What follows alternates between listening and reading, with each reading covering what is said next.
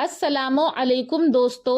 آج کی اس ویڈیو میں آپ کے سامنے حضور صلی اللہ علیہ وسلم کے بچپن کے معجزات اور حالات کے بارے میں بیان کروں گی کہ کس طرح سے دائی حلیمہ رضی اللہ تعالی عنہا نے حضور صلی اللہ علیہ وسلم کے معجزات کا مشاہدہ کیا۔ ویڈیو کو آخر تک لازمی سنیے گا۔ عرب کی عادت تھی کہ وہ اپنے بچوں کو دودھ پلانے کے لیے گرد و نواح دیہاتوں میں بھیج دیتے تھے۔ دیہات کی صاف ستھری آب و ہوا میں بچوں کی تندرستی اور جسمانی صحت بھی اچھی ہو جاتی تھی اور وہ خالص اور فصیح عربی زبان بھی سیکھ جاتے تھے، کیونکہ شہر مکہ میں باہر کے لوگوں کے آنے کی وجہ سے زبان خالص نہیں رہا کرتی تھی۔ ہمارے پیارے نبی صلی اللہ علیہ وسلم کی رضائی والدہ حضرت سیدنا حلیمہ سعدیہ رضی اللہ تعالی عنہا آپ صلی اللہ علیہ وسلم کے مبارک بچپن کے معجزات بیان کرتے ہوئے فرماتی ہیں کہ میں بنی سعد کی عورتوں کے ہمراہ دودھ پلانے والے بچوں کی تلاش میں مکہ کو آئی۔ اس سال عرب میں بہت سخت کال پڑا ہوا تھا۔ میری گود میں ایک بچہ تھا، مگر فقر و فاقہ کی وجہ سے میری چھاتیوں میں اتنا دودھ نہ تھا جو اس کو کافی ہو سکے۔ رات بھر وہ بچہ بھوک سے تڑپتا اور روتا بلبلاتا رہتا تھا اور ہم اس کی دلجوئی اور دلداری کے لیے تمام رات بیٹھ کر گزارتے تھے۔ ایک اونٹنی بھی ہمارے پاس تھی، مگر اس کے بھی دودھ نہ تھا۔ مکہ مکرمہ کے سفر میں جس خچر پر میں سوار تھی وہ بھی اس قدر لاغر تھا کہ قافلہ والوں کے ساتھ نہ چل سکتا تھا۔ میرے ہمراہی بھی اس سے تنگ آ چکے تھے۔ بڑی بڑی مشکلوں سے یہ سفر طے ہوا۔ جب یہ قافلہ مکہ مکرمہ پہنچا تو جو عورت رسول اللہ صلی اللہ علیہ وسلم کو دیکھتی اور یہ سنتی کہ یہ یتیم ہیں تو کوئی عورت آپ کو لینے کے لیے تیار نہیں ہوتی تھی، کیونکہ بچے کے یتیم ہونے کے سبب سے زیادہ انعام و اکرام ملنے کی امید نہیں تھی۔ ادھر حضرت حلیمہ سعدیہ رضی اللہ تعالیٰ عنہ کی قسمت کا ستارہ سریا سے زیادہ بلند اور چاند سے زیادہ روشن ہونے والا تھا۔ ان کے دودھ کی کمی ان کے لیے رحمت کی زیادتی کا باعث بن گئی، کیونکہ دودھ کم دیکھ کر کسی نے ان کو اپنا بچہ دینا گوارا نہیں کیا۔ حضرت حلیمہ نے اپنے شوہر حارث بن عبد العزیٰ سے کہا کہ یہ تو اچھا نہیں معلوم ہوتا کہ میں خالی ہاتھ واپس جاؤں، اس سے تو بہتر یہی ہے کہ میں اس یتیم ہی کو لے چلوں۔ شوہر نے اس کو منظور کر لیا اور حضرت حلیمہ رضی اللہ تعالی عنہا اس در یتیم کو لے کر آئیں، جس سے صرف حضرت حلیمہ رضی اللہ تعالی عنہا اور حضرت آمنہ رضی اللہ تعالی عنہا ہی کے گھر میں نہیں بلکہ کائنات عالم کے مشرق و مغرب میں اجالا ہونے والا تھا۔ یہ خداوند قدوس کا فضل عظیم ہی تھا کہ حضرت حلیمہ رضی اللہ تعالی عنہا کی سوئی ہوئی قسمت بیدار ہو گئی اور سرور کائنات صلی اللہ علیہ وسلم ان کی آغوش میں آ گئے۔ حضرت حلیمہ رضی اللہ تعالی عنہ حضرت حلیمہ خیمے میں لا کر جب دودھ پلانے بیٹھی تو باران رحمت کی طرح برکات نبوت کا ظہور شروع ہو گیا۔ خدا کی شان دیکھیے کہ حضرت حلیمہ رضی اللہ تعالی عنہا کے مبارک پستان میں اس قدر دودھ اترا کہ رحمت عالم صلی اللہ علیہ وسلم نے بھی اور ان کے رضائی بھائی نے بھی خوب شکم سیر ہو کر دودھ پیا اور دونوں آرام سے سو گئے۔ ادھر اونٹنی کو دیکھا تو اس کے تھن دودھ سے بھر گئے تھے۔ حضرت حلیمہ رضی اللہ تعالیٰ عنہ کے شوہر نے اس کا دودھ دوہا اور میاں بیوی دونوں نے خوب سیر ہو کر دودھ پیا اور دونوں شکم سیر ہو کر رات بھر سکھ اور چین کی نیند سوئے۔ حضرت حلیمہ رضی اللہ تعالیٰ عنہ کے شوہر حضور رحمت عالم صلی اللہ علیہ وسلم کی یہ برکتیں دیکھ کر حیران رہ گئے اور کہنے لگے کہ حلیمہ تم بڑا ہی مبارک بچہ لائی ہو۔ حضرت حلیمہ رضی اللہ تعالیٰ عنہ نے کہا کہ واقعی مجھے بھی یہی امید ہے کہ یہ نہایت ہی بابرکت بچہ ہے اور خدا کی رحمت بن کر ہم کو ملا ہے، اور مجھے یہی توقع ہے کہ اب ہمارا گھر خیر و برکت سے بھر جائے گا۔ حضرت حلیمہ رضی اللہ تعالیٰ عنہ فرماتی ہیں کہ اس کے بعد ہم رحمت عالم صلی اللہ علیہ وسلم کو اپنی گود میں لے کر مکہ مکرمہ سے اپنے گاؤں کی طرف روانہ ہوئے تو میرا وہی خچر اب اس قدر تیز چلنے لگا کہ کسی کی سواری اس کی رفتار کو نہیں پہنچتی تھی۔ قافلے کی عورتیں حیران ہو کر مجھ سے کہنے لگی کہ اے حلیمہ، کیا یہ وہی خچر ہے جس پر تم سوار ہو کر آئی تھی، یا کوئی دوسرا تیز رفتار خچر تم نے خرید لیا ہے؟ الغرض ہم اپنے گھر پہنچے، وہاں سخت قحط پڑا ہوا تھا، تمام جانوروں کے تھن میں دودھ خشک ہو چکے تھے، لیکن میرے گھر میں قدم رکھتے ہی میری بکریوں کے تھن دودھ سے بھر گئے۔ اب روزانہ میری بکریاں جب چراگاہ سے گھر واپس آتی تو ان کے تھن دودھ سے بھرے ہوتے، حالانکہ پوری بستی میں اور کسی کو اپنے جانوروں کا ایک قطرہ دودھ نہیں ملتا تھا۔ میرے قبیلہ والوں نے اپنے چرواہوں سے کہا کہ تم لوگ بھی اپنے جانوروں کو اسی جگہ چراؤ جہاں حلیمہ رضی اللہ تعالیٰ عنہ کے جانور چرتے ہیں۔ چنانچہ سب لوگ اسی چراگاہ میں اپنے مویشی چرانے لگے جہاں میری بکریاں چرتی تھیں، مگر یہاں تو چراگاہ اور جنگل کا کوئی عمل دخل ہی نہیں تھا۔ یہ تو رحمت عالم صلی اللہ علیہ وسلم کے برکات و نبوت کا فیض تھا، جس کو میں اور میرے شوہر کے سوا میری قوم کا کوئی شخص نہیں سمجھ سکتا تھا۔ الغرض اسی طرح ہر دم ہر قدم پر ہم برابر آپ صلی اللہ علیہ وسلم کی برکتوں کا مشاہدہ کرتے رہے، یہاں تک کہ 2 سال پورے ہو گئے اور میں نے آپ کا دودھ چھڑا دیا۔ آپ صلی اللہ علیہ وسلم کی تندرستی اور نشو نما کا حال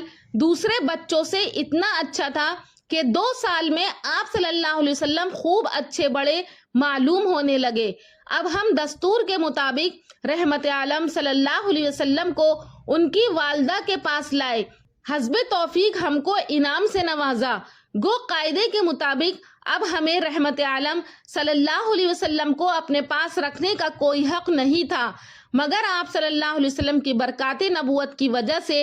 ایک لمحے کے لیے بھی ہم کو آپ صلی اللہ علیہ وسلم کی جدائی گوارا نہ تھی۔ عجیب اتفاق، اس سال مکہ معظمہ میں وبائی بیماری پھیلی ہوئی تھی، چنانچہ ہم نے اس وبائی بیماری کا بہانہ بنا کر کے حضرت بی بی آمنہ رضی اللہ تعالیٰ عنہ کو رضامند کر لیا، اور پھر ہم رحمت عالم صلی اللہ علیہ وسلم کو واپس اپنے گھر لائے، اور پھر ہمارا مکان رحمتوں اور برکتوں کی کان بن گیا، اور آپ ہمارے پاس نہایت خوش و خرم ہو کر رہنے لگے۔ جب آپ صلی اللہ علیہ وسلم کچھ بڑے ہوئے تو گھر سے باہر نکلتے اور دوسرے لڑکوں کو کھیلتے ہوئے دیکھتے، مگر خود ہمیشہ ہر قسم کے کھیل کود سے علیحدہ رہتے۔ ایک روز مجھ سے کہنے لگے کہ اماں جان، میرے دوسرے بھائی بہن دن بھر نظر نہیں آتے، یہ لوگ ہمیشہ صبح کو اٹھ کر روزانہ کہاں چلے جاتے ہیں؟ میں نے کہا کہ یہ لوگ بکریاں چرانے چلے جاتے ہیں۔ یہ سن کر آپ صلی اللہ علیہ وسلم نے فرمایا کہ اے میری ماں، آپ مجھے بھی میرے بھائی بہنوں کے ساتھ بھیجا کیجیے۔ چنانچہ آپ صلی اللہ علیہ وسلم کے اصرار سے مجبور ہو کر آپ کو حضرت حلیمہ رضی اللہ تعالی عنہا نے اپنے بچوں کے ساتھ چراگاہ جانے کی اجازت دے دی، اور آپ روزانہ جہاں حضرت حلیمہ رضی اللہ تعالی عنہا کی بکریاں چرتی تھیں تشریف لے جاتے رہے، اور بکریاں چراگاہوں میں لے جا کر ان کی دیکھ بھال کرنا جو تمام انبیاء اور رسول علیہ الصلاۃ والسلام کی سنت ہے، آپ نے اپنے عمل سے بچپن ہی میں اپنی ایک خصلت نبوت کا اظہار فرما دیا۔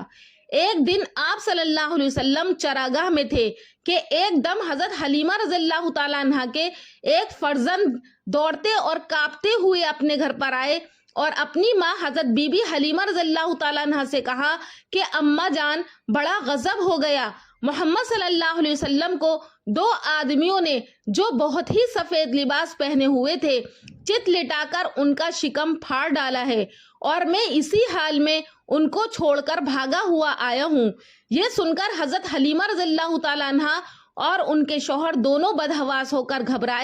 گھبراتے ہوئے دوڑ کر جنگل میں پہنچے تو یہ دیکھا کہ آپ صلی اللہ علیہ وسلم بیٹھے ہوئے ہیں، مگر خوف سے چہرہ زرد اور اداس ہے۔ حضرت حلیمہ رضی اللہ تعالیٰ عنہ کے شوہر نے انتہائی مشفقانہ لہجے میں پیار سے پوچھا کہ بیٹا کیا بات ہے؟ آپ صلی اللہ علیہ وسلم نے فرمایا کہ دو شخص جن کے کپڑے بہت ہی سفید اور صاف ستھرے تھے میرے پاس آئے اور مجھ کو چتلٹا کر میرا شکم چاک کر کے اس میں سے کوئی چیز نکال کر باہر پھینک دی اور پھر کوئی چیز میرے شکم میں ڈال کر شگاف کو سی دیا، لیکن مجھے ذرہ برابر بھی کوئی تکلیف نہیں ہوئی۔ یہ واقعہ سن کر حضرت حلیمہ رضی اللہ تعالیٰ عنہ اور ان کے شوہر دونوں بے حد گھبرائے اور شوہر نے کہا کہ حلیمہ مجھے ڈر ہے، لہٰذا بہت جلد تم ان کو ان کے گھر والوں کے پاس چھوڑ آؤ۔ اس کے بعد حضرت حلیمہ رضی اللہ تعالیٰ عنہ آپ صلی اللہ علیہ وسلم کو لے کر مکہ مکرمہ آئیں، کیونکہ انہیں اس واقعے سے یہ خوف پیدا ہو گیا تھا کہ شاید اب ہم کما حقہ ان کی حفاظت نہیں کر سکیں گے۔ حضرت حلیمہ رضی اللہ تعالیٰ عنہا نے جب مکہ معظمہ پہنچ کر آپ صلی اللہ علیہ وسلم کی والدہ ماجدہ رضی اللہ تعالیٰ عنہا کے سپرد کیا تو انہوں نے دریافت فرمایا کہ حلیمہ تم تو بڑی خواہش اور چاہ کے ساتھ میرے بچے کو اپنے گھر لے گئی تھی کہ حلیمہ رضی اللہ تعالیٰ عنہا تم تو بڑی خواہش اور چاہ کے ساتھ میرے بچے کو اپنے گھر لے گئی تھی، پھر اس قدر جلد واپس لے آنے کی وجہ کیا ہے؟ جب حضرت حلیمہ رضی اللہ تعالیٰ عنہا نے شکم چاک کرنے کا واقعہ بیان کیا تو حضرت بی بی آمنہ رضی اللہ تعالیٰ عنہا نے فرمایا کہ ہرگز نہیں، خدا کی قسم میرے نور نظر پر ہرگز کبھی بھی کسی جن یا شیطان کا عمل دخل نہیں ہو سکتا، میرے بیٹے کی بڑی شان ہے۔ پھر ایام حمل اور وقت ولادت کے حیرت انگیز واقعات سنا کر حضرت حلیمہ رضی اللہ تعالیٰ عنہا کو مطمئن کر دیا اور حضرت حلیمہ رضی اللہ تعالیٰ عنہا آپ صلی اللہ علیہ وسلم کو آپ کی والدہ ماجدہ کے سپرد کر کے اپنے گاؤں میں واپس چلی آئیں اور آپ صلی اللہ علیہ وسلم اپنی والدہ ماجدہ کی آغوش تربیت میں پرورش پانے لگے۔ حضور اقدس صلی اللہ علیہ وسلم کی عمر شریف جب 6 برس کی ہو گئی تو آپ کی والدہ ماجدہ رضی اللہ تعالیٰ عنہا آپ صلی اللہ علیہ وسلم کو ساتھ لے کر مدینہ منورہ آپ کے ننھیال میں رشتہ داروں کی ملاقات یا اپنے شوہر کی قبر کی زیارت کے لیے تشریف لے گئیں۔ حضور صلی اللہ علیہ وسلم کے والد ماجد کی باندی ام ایمن بھی اس سفر میں آپ کے ساتھ تھیں۔ وہاں سے واپسی پر ابوا نامی گاؤں میں حضرت بی بی آمنہ رضی اللہ تعالیٰ عنہا کی وفات ہو گئی اور وہ وہیں پر مدفون ہوئیں۔ والد ماجد کا سایہ تو ولادت سے پہلے ہی اٹھ چکا تھا، اب والدہ ماجدہ کی آغوش شفقت کا خاتمہ بھی ہو گیا، لیکن حضرت بی بی آمنہ رضی اللہ تعالیٰ عنہا کا یہ در یتیم جس آغوش رحمت میں پرورش پا کر پروان چڑھنے والا ہے وہ ان سب ظاہری اسباب تربیت سے بے نیاز ہے۔ حضرت بی بی آمنہ رضی اللہ تعالیٰ عنہا کی وفات کے بعد حضرت ام ایمن رضی اللہ تعالیٰ عنہا آپ صلی اللہ علیہ وسلم کو مکہ مکرمہ لائیں اور آپ کے دادا عبد المطلب کے سپرد کیا اور دادا نے آپ کو اپنی آغوش تربیت میں انتہائی شفقت و محبت کے ساتھ پرورش کی اور حضرت ام ایمن رضی اللہ تعالیٰ عنہ آپ کی خدمت کرتی رہیں۔ حضرت عبد المطلب جب مسجد حرام میں حاضر ہوتے تو خانہ کعبہ کے سائے میں آپ کے لیے ایک خاص فرش بچھایا جاتا، کسی کی مجال نہ تھی کہ اس پر قدم رکھ سکے، حتیٰ کہ عبد المطلب کی اولاد بھی اس فرش کے ارد گرد کنارے پر بیٹھتی، مگر آپ جب آتے تو کھیلتے ہوئے بے تکلف مسند پر بیٹھ جاتے۔ آپ کے چچا آپ کو مسند سے ہٹانا چاہتے، مگر حضرت عبد المطلب کمال شفقت سے یہ فرماتے کہ میرے اس بیٹے کو چھوڑ دو، خدا کی قسم اس کی شان ہی کچھ نہیں ہوگی۔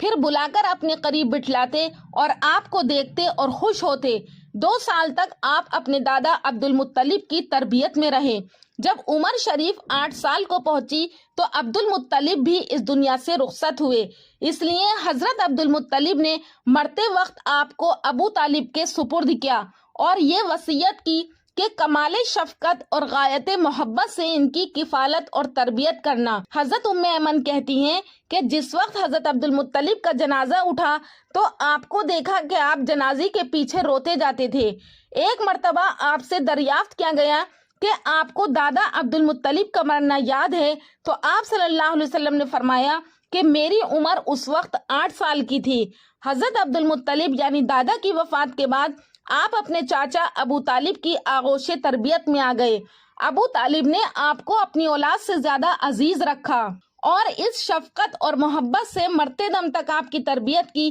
کہ تربیت اور کفالت کا حق پورا ادا کر دیا۔ افسوس کہ ابو طالب باوجود اس والہانہ اور عاشقانہ تربیت اور کفالت کے دولت ایمان اور نعمت اسلام سے محروم رہے۔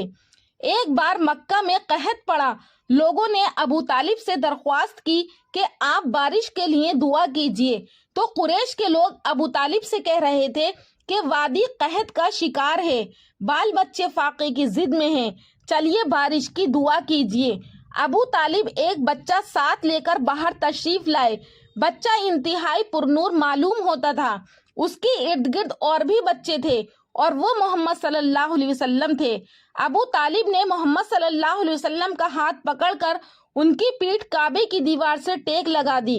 آپ صلی اللہ علیہ وسلم نے ان کی انگلی پکڑ کر رکھی تھی اور آپ صلی اللہ علیہ وسلم نے دعا اور التجا کرتے ہوئے اپنی شہادت کی انگلی کو آسمان کی طرف اٹھایا۔ اس وقت آسمان پر بادل کا ایک ٹکڑا بھی نہ تھا، لیکن دیکھتے ہی دیکھتے ادھر ادھر سے بادلوں کی آمد شروع ہو گئی اور ایسی دھویں دار بارش ہوئی کہ وادی میں سیلاب آ گیا اور شہر و بیاباں شاداب ہو گئے، ندی نالے بہنے لگے۔